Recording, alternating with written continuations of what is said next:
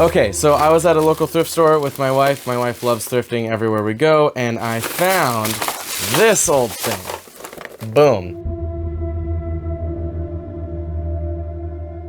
Basically, the idea is I want to record some of the stuff for a couple projects that I have coming on straight to tape here, and then play it back into my computer off of the tape, maybe mangle it, maybe do some weird stuff with it, maybe do nothing to it, and just see what going through some analog cassette tape does to the sound.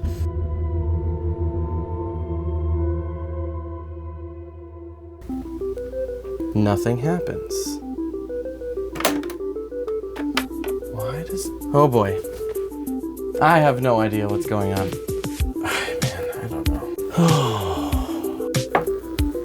Yeah, that's what I thought was gonna happen. That doesn't sound good. Okay.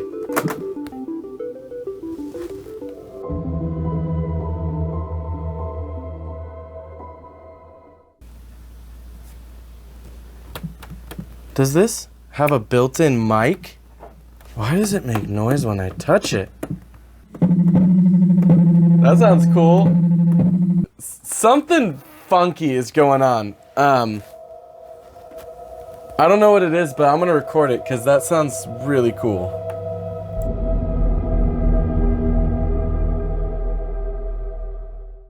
Okay, so before we jump in, I just want to say, if you make it through this video, there is something free and I think cool on the other end for you that you will have a ton of fun making music with. I know I have. So if you can make it through the chaos, and it is chaos in getting to where we end up, I think you're really going to enjoy what we make. I'll see you on the other side.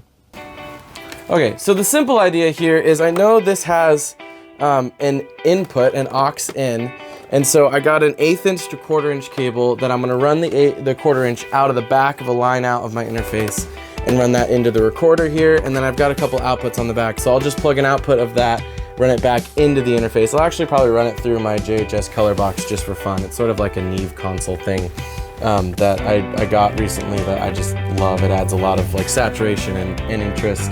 So I think coming out of this, going through that will be interesting. And that'll basically just create a little effects loop going through this. And yeah, again, I know this works because I plugged it in. I don't know if what I want to do with it is gonna work, but let's see if we can get it hooked up. So this is normally the part of the video where everyone would stop watching because as usual, I included some long sequence of unengaging footage. And I thought, hey, you know what I could do instead is I could talk over this and tell you about my Discord server, which I launched in appreciation of this YouTube community, which has been so incredibly awesome. I link it in the bottom of all of my videos. You can go to the bottom of this video or any other video on my channel. You can find a permanent link to join that Discord. It's full of a bunch of composers at any stage in their careers, and we just support one another, talk to each other, we hang out on Thursdays, and we have a blast. So join us, please. Alright, as far as I can tell, that's actually set up.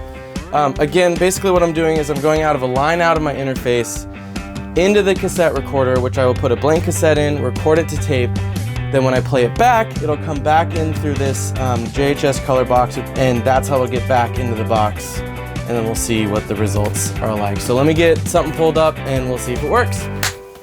Alright, so I got something pulled up here. I will screen capture this once I actually record some stuff down. I'm not going to do it right now because I think it's going to get a little bit complicated with using the analog outs of my interface and trying to screen record at the same time. I'm not fancy enough to get that sort of deal set up yet. So I will have better sounding version of this after.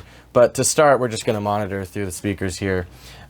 Basically, what I'm trying to do is I made this sample for a project a little while ago. It's this flute that I had that I recorded and did a bunch of effects with and stuff. And so it's a nice long sustained sort of pad type thing.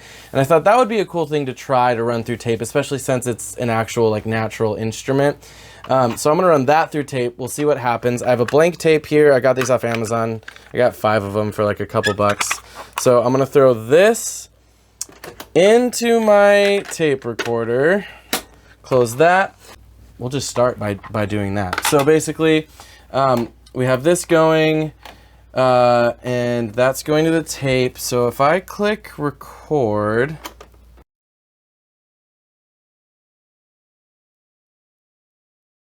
You have to press both record and play at the same time. See, like, I'm just after tape culture. Like, I was born in the 90s, like early 90s, so I have experience with them. Like, I definitely remember using them, but they weren't like the thing. Like, I know CD players a lot better. So probably a bunch of you watching this are like, dude, Jesse, you just got to press them both at the same time. We're learning together. At least I'm learning and you are watching me learn. So let's try this again. So if I make this, let's wind it back first. All right, and then click both at the same time. Ha ha! Yeah, baby. All right, so now that that's going, let's just play this down.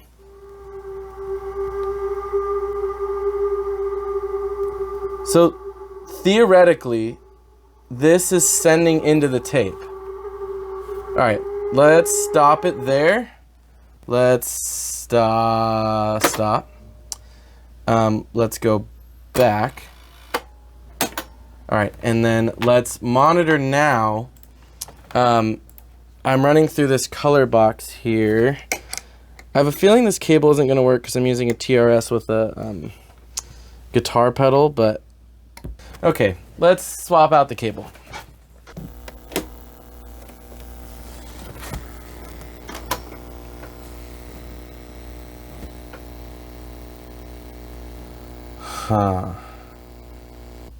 We might be overcomplicating things a little. Let's bypass the color box. This is the, you know, the not so glorious stuff of experimentation. I'm not hearing anything. This has a built-in speaker though, so I wonder if I unplug this, if I can hear it through here. What I could potentially try to do as well is there's a mic input instead of an aux input. I might try that because I think I can control the gain. Oh. That's a thing. Okay, something changed.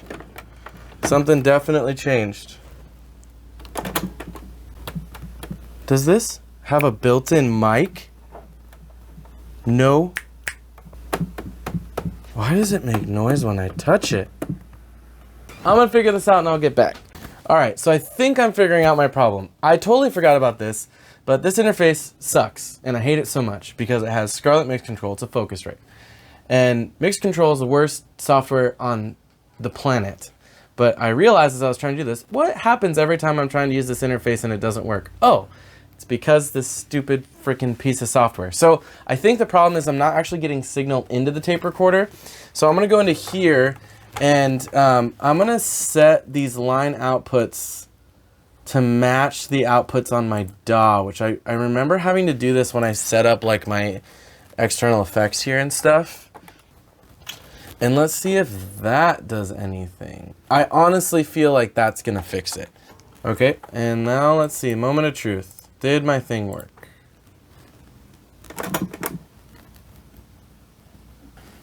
Okay.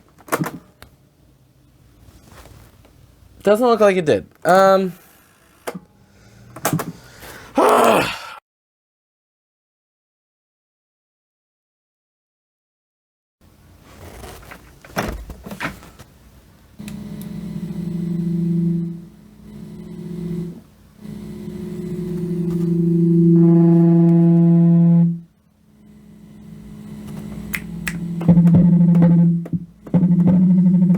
That sounds cool.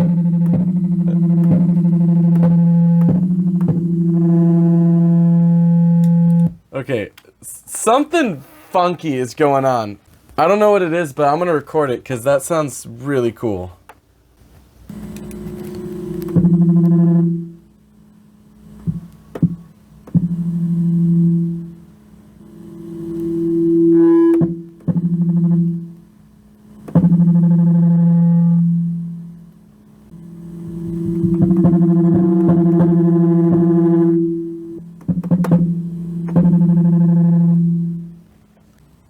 So my guess of what's happening there is that there's a built-in microphone to this, which I actually do think is true.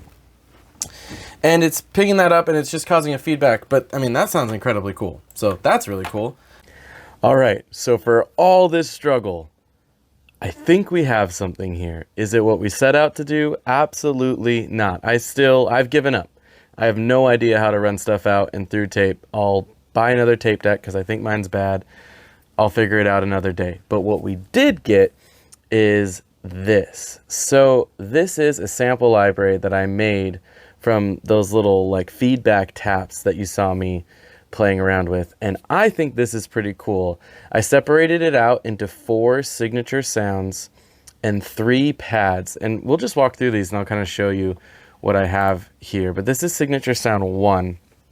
This is probably my favorite one. It has a really slow attack and then this kind of like impact and then sort of fades away. It sounds like this. I mean, come on, that's cool, right? Here's higher. And here's really low.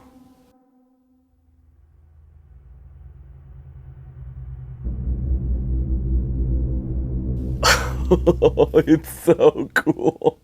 This is why I love sampling. I mean, that's just crazy. That's so crazy. Here's the second signature sound. So similar, but this one has like an attack. Does a little bit and then fades out. Here's lower.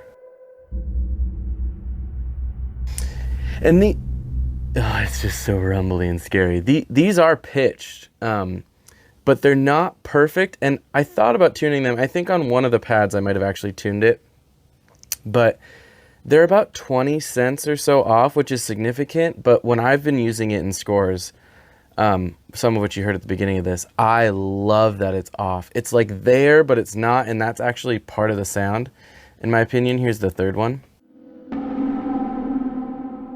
So smaller swell in and kind of an aggressive hit. Yeah, and here's real low for that one.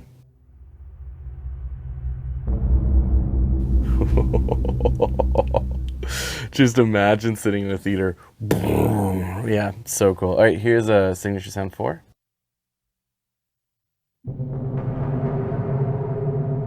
That's right. So this one is more of like a kind of a sound.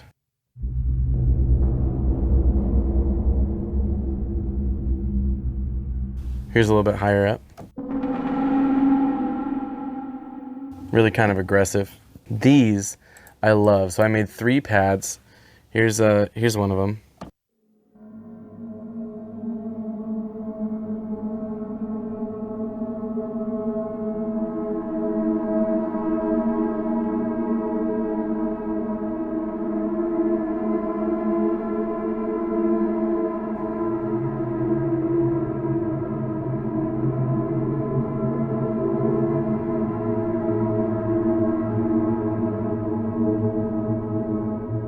Really low.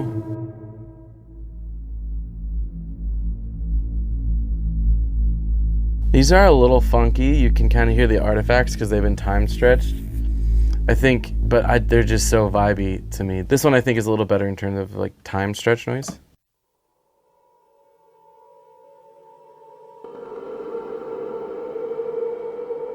And it also has that like attack.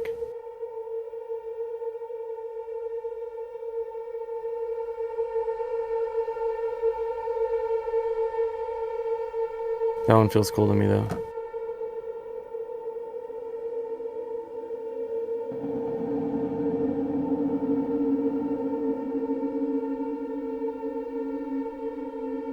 Yeah, so that's pad 2. Here's the third one. This one actually has some harmonic, like granular delay, so I think it's the note you press and then a fourth below, I believe.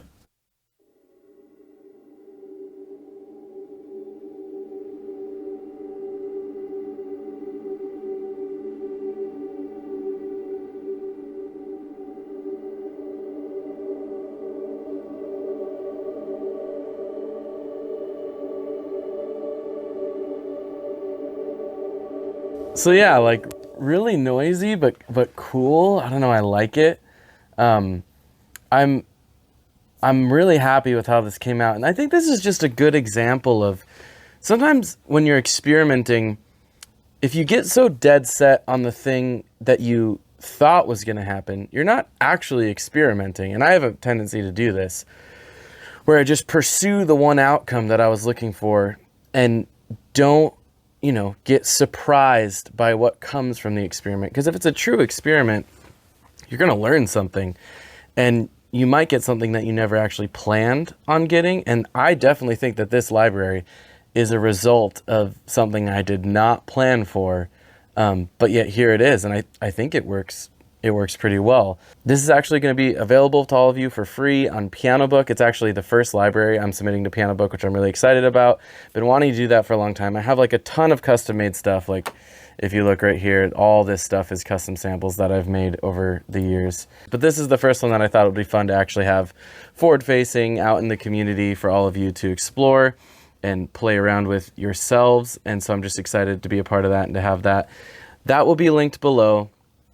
I'd love to hear what you think about it, so please go on Piano Book, review it. I want to hear the music you're making with it. I want to hear it all. I'm just very, very excited to kind of release this out and see what you all discover, because this was such a discovery for me. So if you liked this video and you liked watching me fail a bunch and then kind of end up with something cool in the end, please actually like it with a thumbs up. That would be awesome.